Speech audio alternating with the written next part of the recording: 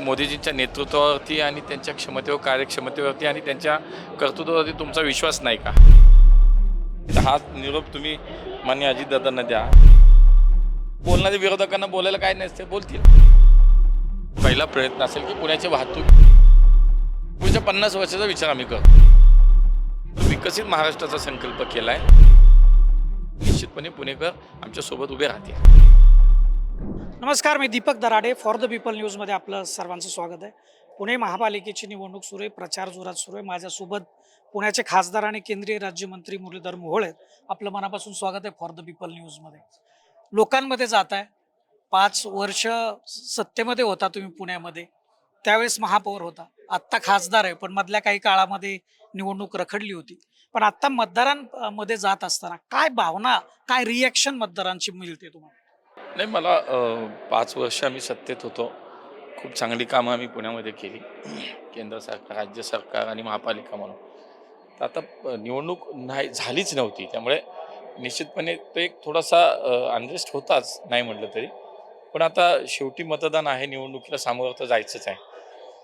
एक मला विश्वास आहे की भारतीय जनता पार्टीच्या माध्यमातून जेव्हा आम्ही सगळ्यांना भेटतो तर पुणेकरांना तो विश्वास आहे की जी संधी आम्ही पुणेकरांना दिली होती त्या संधीचं निश्चितपणे काम आम्ही त्या संधीचं रूपांतर चांगलं काम करण्यामध्ये आम्ही निश्चित केलं. हे पुणेकर, त्यामुळे पुणेकर जनता ही निश्चितपणे आता सकारात्मक आहे की ज्याच्यामध्ये आपल्याला याच्यामध्ये पुन्हा एकदा संधी देतील हा विश्वास आहे. आता आपण मेट्रोने जातोय. पुणेकरांची फार दिवसांपासूनची मागणी होती आणि ती पूर्ण झालेली आहे. आणि पुण्यामध्ये हा विषय जो आहे तो कायम चर्चेला आला होता. पुण्याच्या 2 फेज सुरू झाल्या, 3ऱ्या फेजची सुद्धा घोषणा झाली. जे नाही, मला असं वाटतं की खूप पुणेकर समाधानी दास. तुम्ही जर पाहिलं असेल तर जवळपास 2 लाख पुणेकर रोज प्रवास करतायत मेट्रोनं. ही एक मोठी उपलब्धी आहे आणि म्हणून पुणेकरांना हे माहिती आहे की या सगळ्या ह्याच्यामध्ये माननीय मोदीजींचं नेतृत्व, माननीय देवेंद्रजींच्या नेतृत्वात आणि त्यांच्या विशेष प्रयत्नातूनच आज ही मेट्रो सुरू झाली. आणि म्हणून मला विश्वास आहे की पुन्हा एकदा निश्चितपणे भारतीय जनता पार्टीच्या माध्यमातून या ठिकाणी आज पुणेकर आम्हाला पसंती देतील आणि पुन्हा एकदा आम्ही महापालिकेत भाजपचा महापौर होण्याचा विश्वास आम्हाला वाटतो. आता या मेट्रोवरूनच राजकारण सुरू आहे. तुमचाच महायुतीमधला जो मित्रपक्ष आहे तो त्यांनी म्हणजे अजितदादांनी कालच पुण्यामध्ये सांगितलं की ही मेट्रो जी आहे ती काँग्रेसच्या काळात मनमोहन सिंगांनी घोषित केलेली आहे. मला असं वाटतं की मी म्हणालो तसं 2 लाख पुणेकर रोज प्रवास करतात. त्यातल्या कुठल्याही पुणेकराला तुम्ही विचारा, कुठल्या स्टेशनला जा, कुठल्या मेट्रोमध्ये जा, ते तुम्हाला सांगतील. मला असं वाटतं की हेच कदाचित हा निरोप तुम्ही माननीय अजितदादांना द्या आणि हेही विचारा की मनमोहन सिंगांनी मेट्रो आणली, मोदीजींनी नाही. तर कदाचित मग मोदीजींच्या नेतृत्वावरती आणि त्यांच्या क्षमतेवर, कार्यक्षमतेवरती आणि त्यांच्या कर्तृत्वावरती तुमचा विश्वास नाही का? हा तुम्ही विचारा त्यांना प्रश्न.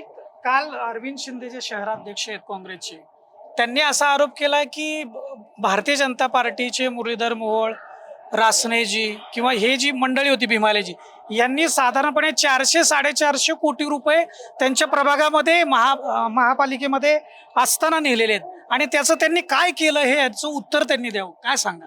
ते उत्तर आम्ही लोकांना देऊ. आम्ही लोकांना त्याची उत्तरं दिलेली आहेत. आणि त्याशिवाय महानगरपालिकेची निवडणूक झाली, म्हणजे महापालिकेची मुदत संपल्यानंतर लोकसभा आणि विधानसभेची निवडणूक झाल्या, तिथं भारतीय जनता पार्टीला पूर्ण यश मिळतं. पुणेकरांनी पूर्ण आम्हाला सपोर्ट केला, याच्यावरनं समजून घ्या. त्यामुळे बोलणारे विरोधकांना बोलायला काय नसते, बोलतील, बोलत राहतात.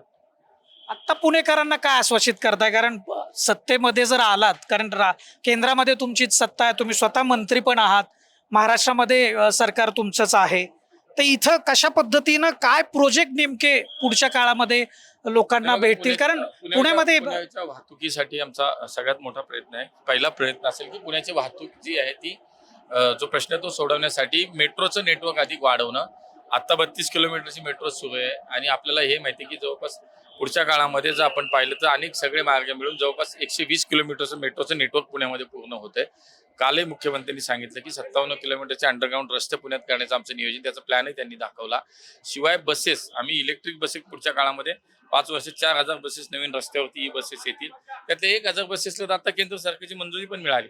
त्यामुळे वाहतुकीचा प्रश्न पुण्यातला हा माझ्या दृष्टीनं सगळ्यात महत्त्वाचा मुद्दा आहे. आणि म्हणून आम्ही वाहतुकीचा प्रश्न, त्यानंतर आमचे जे प्रकल्प सुरू आहेत 24 म्हणजे समान पाणी पुरवठा असेल, तो पूर्ण करणं, नद्यांचे प्रकल्प पूर्ण करणं, जीसीसीचं कॅपिटल पुण्याला करणं, पुण्याचं पर्यावरण ग्रीन सिटी म्हणून पुणे आज आमचं जे आमची पुण्याची जी एक व्याख्या आहे की पुण्याची आणि आमचं वैशिष्ट्य आहे, तर ते कायम राखण्यासाठी म्हणजे विकास आणि पर्यावरण ह्या दोन्ही गोष्टीचं समन्वय राखणं, हे सगळ्या गोष्टी भविष्यात आम्हाला खूप अजून, मी तुम्हाला सांगतो ना की पुढच्या 50 वर्षाचा विचार आम्ही करतो. 2 विषय फार महत्वाचे वाटतात अण्णा पुण्यासाठी.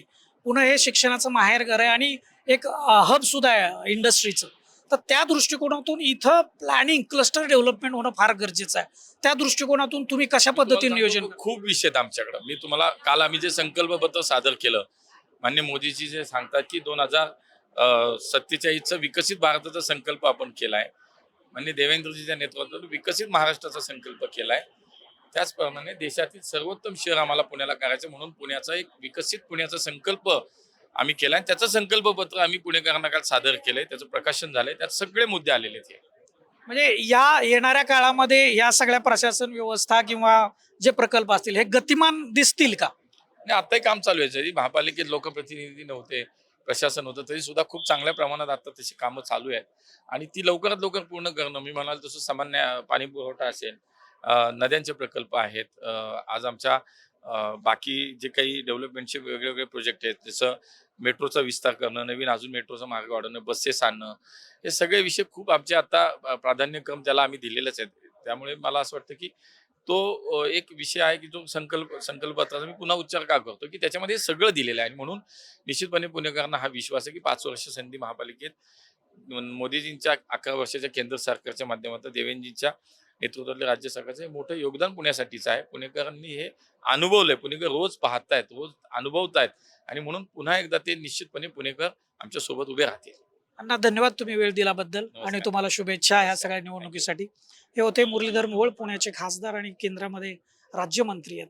आणि पुणे महापालिकेमध्ये जे विषय प्रलंबित आहेत, पुणेकरांना जी स्वप्न दाखवली होती त्या स्वप्नांचं काय होणार, इथली वाहतूक व्यवस्था, इथलं पर्यावरण, इथला उद्योग आणि इथली शिक्षण, जे पुण्याला शिक्षणाचं माहेरघर म्हटलं जातं, तर या पायाभूत सुविधा जर मजबूत नाही झाल्या तर हे सगळं कोलमडून पडेल. कारण या पायाभूत सुविधा मजबूत करण्याचं काम ही महापालिका करत असते. म्हणून या संदर्भामध्ये भारतीय जनता पार्टी काय आश्वासनं देते, काय संकल्प करते, या संदर्भात त्यांनी आपल्याला माहिती दिली. आपण या सगळ्या घडामोडींवर लक्ष ठेवून असू. तुम्ही फॉर द पीपल न्यूज चॅनलला सबस्क्राईब करा, फॉलो करा. कॅमेरामॅन रोहित वनकटेसह मी Deepak Darade, for the people news, Pune.